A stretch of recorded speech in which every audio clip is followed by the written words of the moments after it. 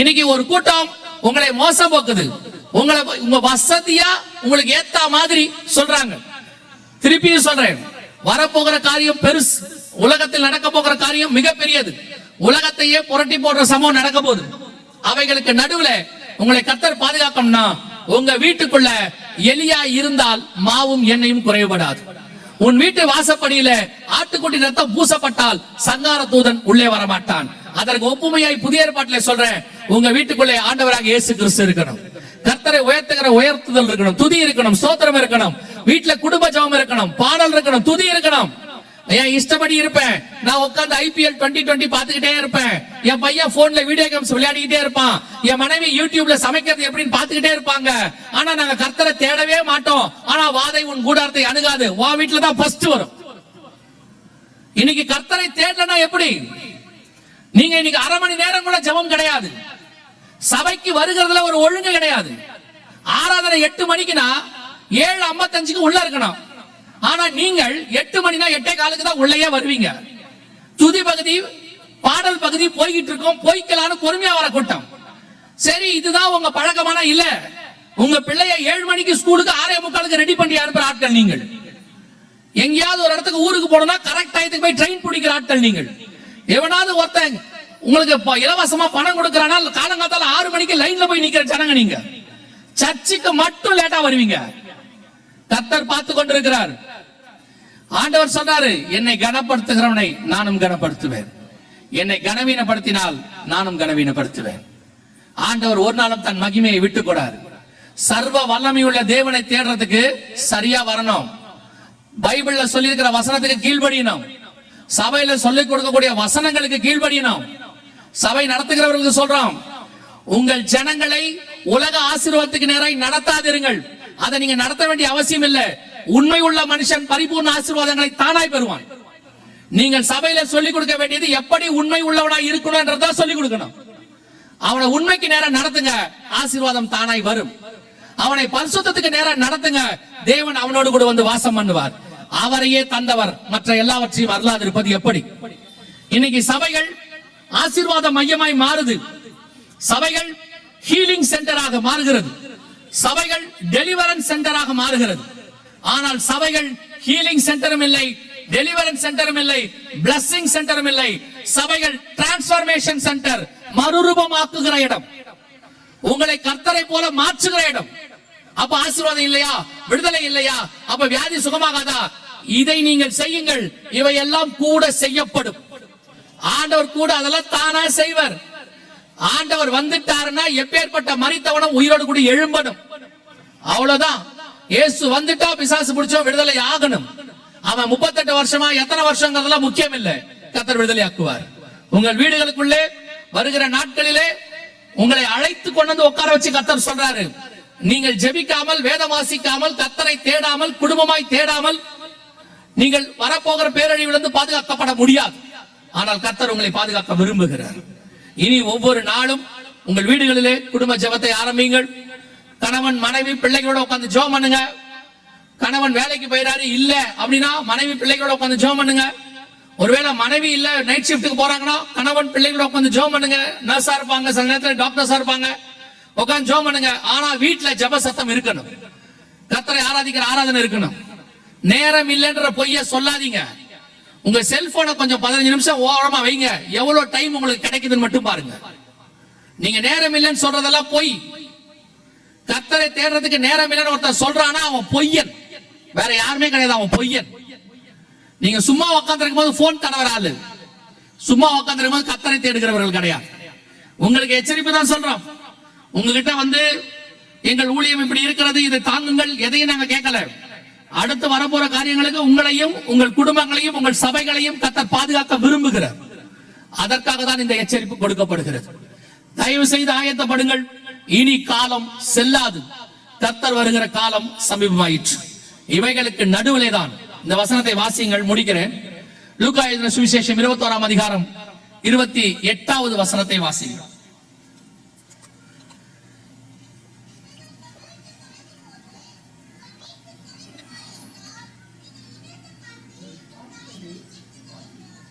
இவைகள் சம்பவிக்க தொடங்கும் போது உங்கள் மீட்பு சமீபமாயிருந்தால் நீங்கள் நிமிர்ந்து பார்த்து இருப்பதால் நீங்கள் நிமிர்ந்து பார்த்து உங்கள் தலைகளை உயர்த்துங்கள் என்றார். இவைகள் சம்பவிக்க தொடங்கும் போது உங்கள் மீட்பு சமீபமாக இருப்பதால் நீங்கள் நிமிர்ந்து பார்த்து தலைகளை உயர்த்துங்கள் என்றார்.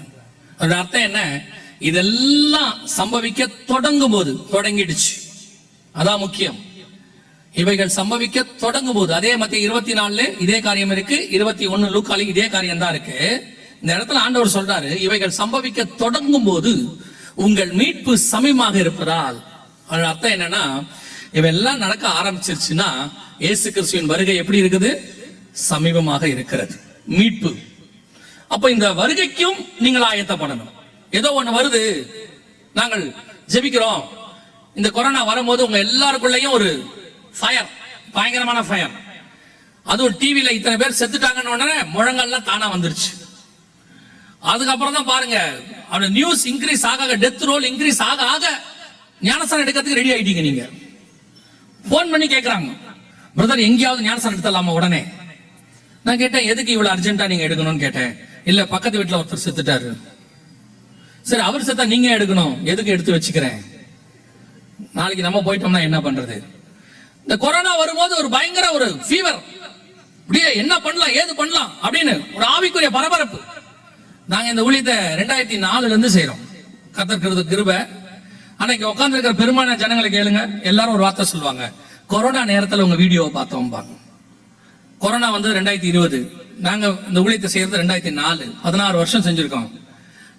ஏதாவது ஒண்ணு வந்தாதான் நீங்க வீடியோவே பாப்பீங்க. கொரோனா வந்த பிறகுதான் உங்களுக்கு தெரியவே ஆரம்பிச்சிச்சு. அப்புறம் இப்போ அந்த ஃபீவர் குறைஞ்சிருச்சு, இப்ப எல்லாம் நார்மல் ஆயிட்டு.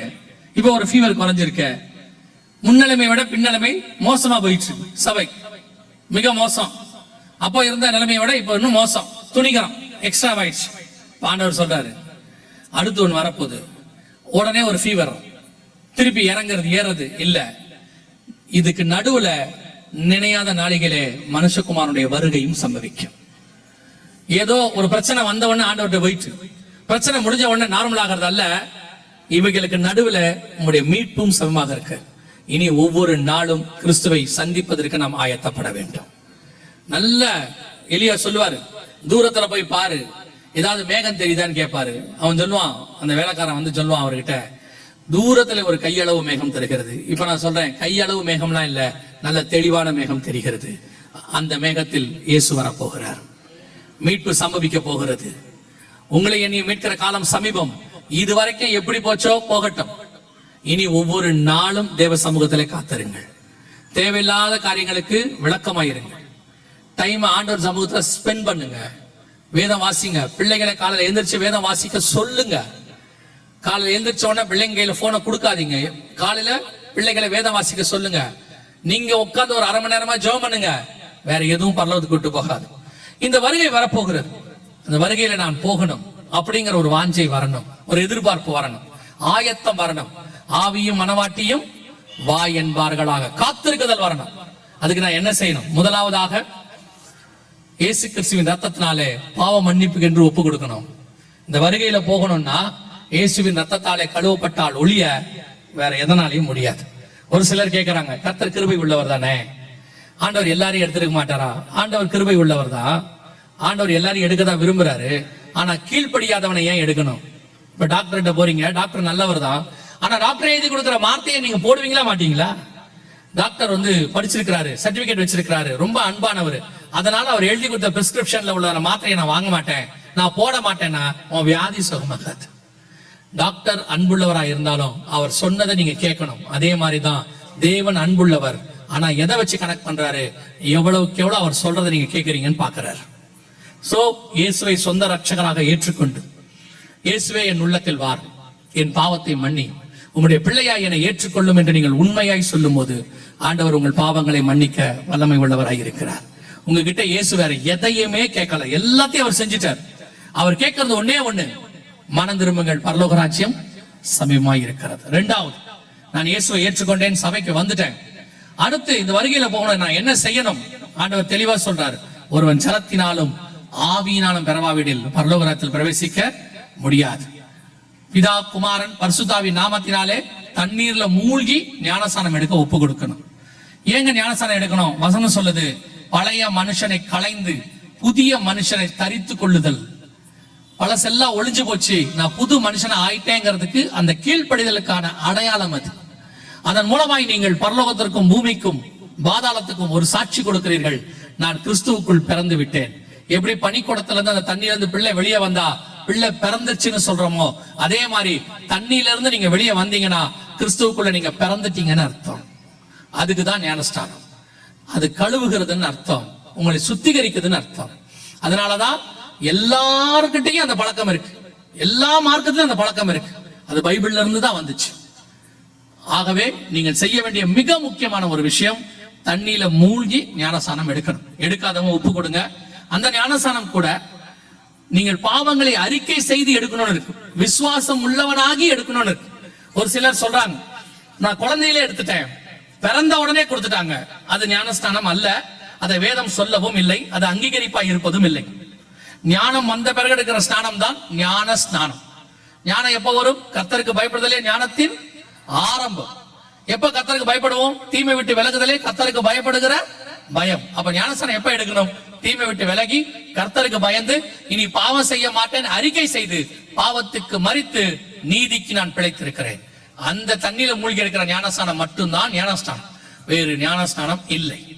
மூன்றாவது, எபேசியர் 4:30 சொல்லுது, மீட்கப்படும் நாளுக்கு என்று முத்திரையான பரிசுத்த ஆவியை பெற்றுக்கொள்ள வேண்டும், துக்கப்படுத்தாதிருங்கள் இருக்கு.